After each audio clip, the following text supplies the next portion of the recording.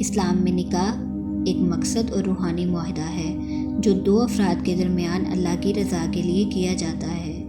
یہ صرف جسمانی یا دنیاوی رشتہ نہیں بلکہ ایک روحانی بندھن بھی ہے جو محبت، رحمت اور سکون پر مبنی ہے۔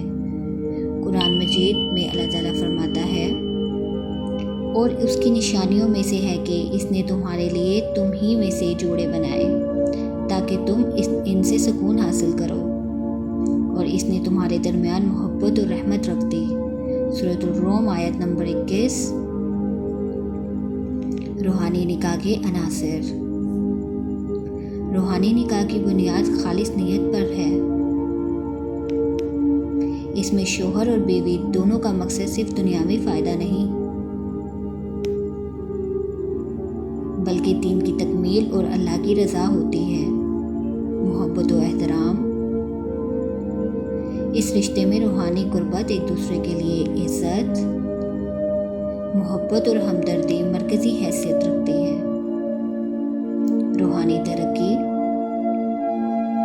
ایک اچھا مسلمان جوڑا ایک دوسرے کی دینی ترقی میں مددگار بنتا ہے۔